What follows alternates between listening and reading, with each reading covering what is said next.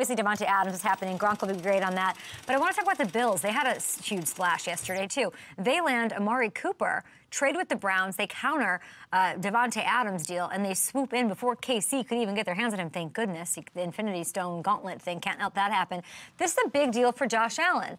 And that's what we should focus on here. We are sort of underreacting to what 17 is doing so far this season, and the fact this man who the indictment, the tattoo heard around the world about him was interceptions, not taking care of the ball, turning it over. He hasn't thrown a pick yet this year. Why aren't we talking about that? Talk shows. He has had his issues, as well documented, from 2021 to 2023. He threw 47 picks, 8 more than the next closest quarterback. That's a lot. Wow. This year, we're already 6 games in, and he's thrown over 150 passes, no picks. 8th quarterback in NFL history that's been able to do that. So where does this come from? How did this happen? We think we have an idea based on what Josh sat down and told me back at camp when it was 197 degrees. I asked him about Joe Brady and how Joe Brady impacts Josh's decision-making. Listen. Making sure that, you know, if 1 and 2 is not there, where's our third? Is it coming to the 1 and 2 where it's at? Understanding where our outlets are, and if it's not there, use the legs and get out. And you know, we're trying to make scramble drill one of our best plays because we scramble a lot. So it all sounds like, you know, the impact that he's made is by simplifying things, which is a great thing. Keep it simple, stupid is a saying for a reason, right? He's putting the emphasis on getting through the progressions. And if there's nothing there, just get out of the pocket and find an open man downfield or book it yourself. So sometimes keeping it simple is the right move, especially if you have the talent and can do it like Josh can. If he can keep this energy the rest of the way, by the way, with the run game looking like it's looking, the depth that they appear to have with the running back situation, honestly, and sort of the #1 potential that Amari Cooper has, and this is a recipe to finally get Buffalo the elusive Super Bowl win. Wouldn't that be freaking cool? Them against, I don't even, Chicago or the Vikings or the Eagles, the Lions, of course, the fave. MMG will be on the show touting them here in a minute. Sans Aiden Hutchinson. Let's see if he can do it. It's the matchup this week is, I do believe, against the Titans. I don't know what the odds are, but we can get you guys that if you want to go hang out over at FanDuel Sportsbook. There we go. There you have it. -8.5, guys. All right, interesting. I like the Bills. Next up, I want to talk the Chargers. They are off to a 3-2 start, okay?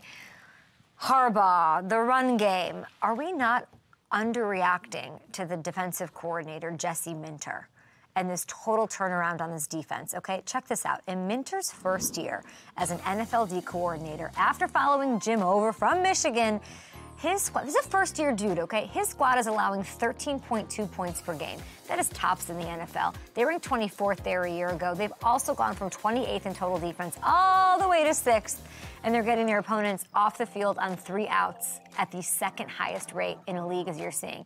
Let's also take into account that this Chargers defense has been missing key players like Joey Bosa, Asante Samuel, Derwin James at points this year, and Minter somehow is able to keep it a-going anyway. That's huge.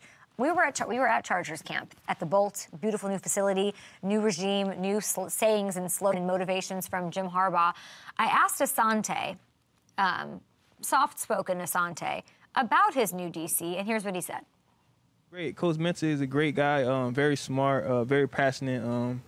He's very understanding, and he wants the best for his players, and he's want to put the players in the best position he can. He'll hear things out if we have a suggestion with a specific scheme or different coverage. He's just more open to hear what we have to say. Are you seeing the theme that I'm building here on the show about coaches, coordinators, and sort of involving the players? It's nouveau. It's not old money. It is a progression. It's collaborative. It's evolution. It's a theme. It's a theme on the Ravensy sort of squads, the input of players. And even though they're missing some of those guys, this is what's going on. The players' input on scheme, hearing that from Josh Allen at Bills Camp with Joe Brady, hearing it with Monk, and hearing Luke Kuechly talk about it. Communication matters, and we love to see it. We'll see how the Chargers defense handles Kyler. Let's see that. They've got, I believe, the Cardinals this weekend. They do. But we're underreacting to Jesse Minter. Plus 1,100 odds to win the AFC West. That's not great. It's -2.5 the Chargers are, if you want to have fun over there. Let's put those in there. I usually have a paper with them on there. Sorry, guys. But go have fun on FanDuel Sportsbook. Gronk will be here to tout some stuff as well. Finally, I think we are underreacting to, Gronk will love this one, the continued success leveling up by Baker Mayfield in Tampa. I was impressed with what they did this weekend in New Orleans because hot starts are hot starts. Lots of teams have hot starts. They don't really matter. They're kind of fake, like breadcrumbing. They're love bombing to start the NFL season. This love bombing sesh could have fizzled out, right, and been ghosted and unraveled, and it's over. He threw 3 picks in a 4-drive span in the second quarter. That was brutal.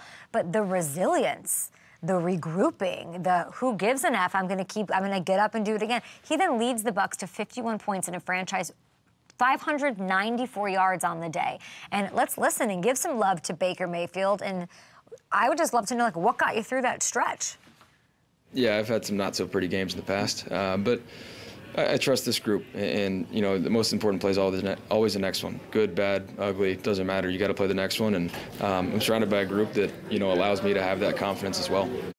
I know it sounds kind of trite and like what we would expect to hear from a quarterback, but you can sort of see, can't you see it? Like, I can see the confidence. I can see the trust that Baker has in these guys.